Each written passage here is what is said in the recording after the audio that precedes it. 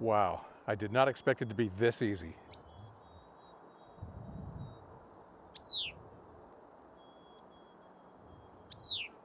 And the weird thing is, there's another one calling over there. The problem with some birds is they're hard to get to. I have an idea. Instead of climbing up, why not just ride up to the summit? Many states have downhill skiing, and so they have uphill chairlifts. And some of those operate in summer, so why not get on one? A lot of states have roads to high altitude. All the passes in Colorado, Pikes Peak in Colorado has a road that goes right to the top.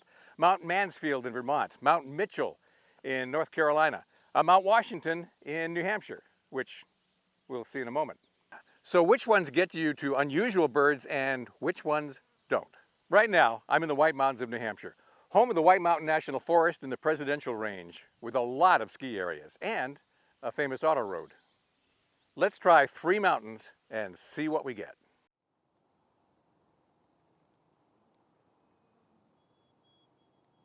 Canon Mountain. This one is a no-brainer. Built in 1938, this was the first aerial tramway in North America. It takes only 10 minutes to go a full mile, gaining 2,000 feet up the slope. Best of all, the 4,000-foot summit is right in the heart of Bicknell's thrush territory, a threatened species that's hard to find and harder to see. Unbelievable. Only 5 people on the first tramway up this morning, and the other 4 started hiking, and I've got the entire summit completely to myself. These are New Hampshire's White Mountains. These are the prettiest part of the entire Appalachian chain from here to Georgia. If you disagree, put it in the comments. I'm going to ignore them anyway. See, I was born about an hour down the road that way, so I'm kind of biased. This is the Kromholtz zone. Stunted spruce so thick you couldn't walk through it with a machete.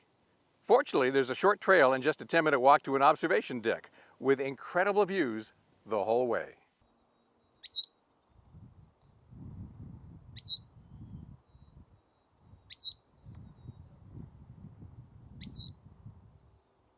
My God, I'm surrounded by them.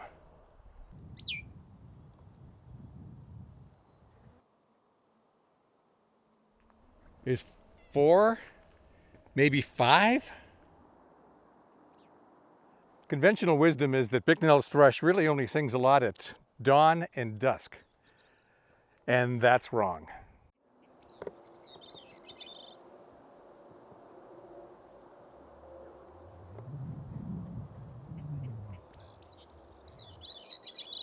All right, count with me.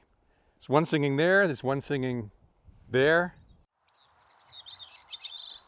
and there's that one just calling right down below me, about 100 feet below.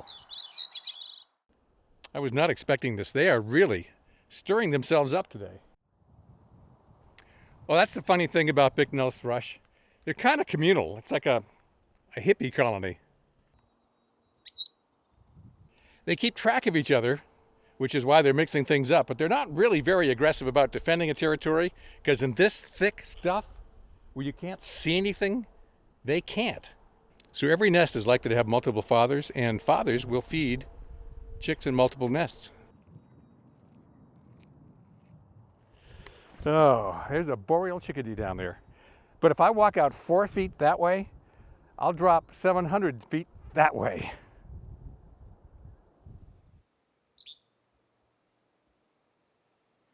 They built the tramway up here in 1938, and it was the same until 1980 when they put a new gondola up. Other than that, people have been coming up here for a very long time. Canon Mountain. It's not always this good, but it was today.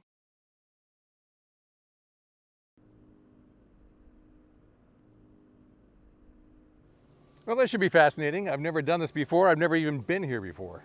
This is Nose Mountain Chairlift in Waterville Valley, New Hampshire. For a long time, Waterville Valley's been home to downhill skiing, and this was the original slope. But when they built Waterville Valley over there, this is now just running in summer, and it serves hikers, mountain bikers, and maybe for the first time today, birders. Can you believe this? I'm the first person on the chairlift. Nobody else is even behind me. I'm going to have this mountaintop to myself for a little while. The first rope tow up this slope was established in 1941. This double chairlift came along about 33 years later. I don't know when they started doing disc golf. Note to self, Snow's Mountain doesn't go high enough. Okay, I was not expecting that. Indigo bunting right up here in the slope. It's still mostly deciduous. So lots of beech birch, a lot of aspen, but not a lot of spruce fir, which is what I'm looking for. But, there's going to be a nice walk down through the woods, so let's do that. As deciduous forest walks go, it's not bad. Black-throated green warblers, 3 of them in 3 different directions. 2 black-throated blue warblers, 1 ovenbird. Ovenbirds are really going off, and what is it, 11:15 in the morning, and the hermit thrushes just started up. Black-throated green warbler, black-throated green warbler, black-throated green warbler, and, God, is that really the first blue-headed vireo singing? Ovenbird, ovenbird, ovenbird.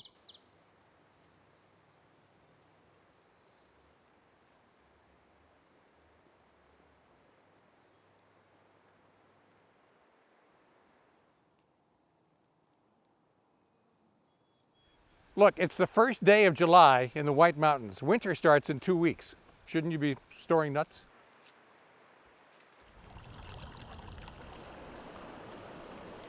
Okay, the mountain streams are nice. Oh, Swainson's thrush just started singing. And a Blackburnian warbler. What just changed? Oh, we're in the back, cooler, wetter side of the mountain. More conifers, fewer hardwoods, all of a sudden. Bottom line, to get to alpine habitat in northern New England, you got to get to at least 3,000 feet, at least in New Hampshire. Maine's a little further north, you can cheat down to about 2,800 feet, but still high. No problem, because next is the Mount Washington Auto Road, which goes up to over 6,200 feet, with every changeable habitat along the way. Technically, Mount Mitchell in North Carolina is about 500 feet taller, but Mount Washington has the highest elevation change east of the Mississippi, and it looks like it. About halfway up the Mount Washington Auto Road, at about mile 4, the Bicknell thrush start to kick in, and after you get past about 4.5 to 5, it gets too thin to support them. So that's the zone, 4 to 5 miles up the Auto Road. Yeah, I hear one. Once you're up into this zone, there's not much left. Black-poll warbler, there's probably some yellow rumps around. You might get a golden crown kinglet. But not a lot once you're at higher elevations. On the other hand, just down below, you can hear Swainson's thrushes, white-throated sparrows. There are some dark-eyed juncos singing down there. You don't have to go down very far before all the other birds kick in. Oh, this one's killing me. There's a Bicknell thrush singing just down the slope. Too far to get to, too thick to get to, but he won't shut up. He's killing me. By the way, the thrushes on this mountain are so sexy that the Mount Washington Auto Road does a special 6 a.m. tour in June just to come see them. And this is just halfway up. There's a lot more to go.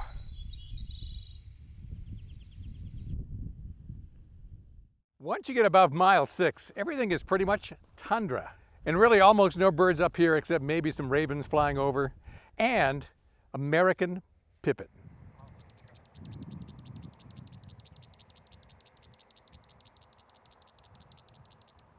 Best place for American pipit is just before you get to the summit. There's one last pull-off, I think it's the last on the right. They're thick in here and they're calling and dancing and wow.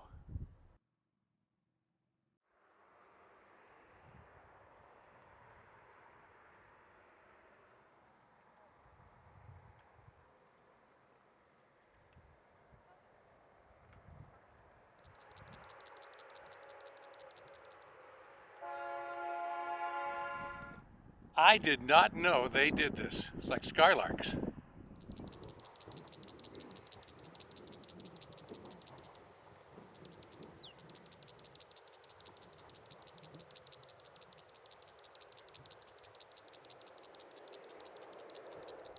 That's the funny thing about Mount Washington in New Hampshire and Katahdin in Maine. They're both tall enough to have this alpine tundra habitat. It's the only place this far south that American Pipits breed. Now, there is an alternative to the auto road. It's the cog railway. This thing is antique. They actually still have 2 locomotives that run on coal. The rest are now diesel. And from the other side of the mountain, they ferry people up here all summer. I'd do it, except you get the top of the mountain, you get the view on the way up, but you don't get all the places you can stop along the way. So, your choice.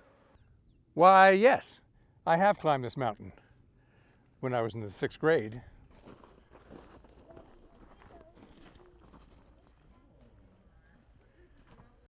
Two things you should know about birding the top of Mount Washington.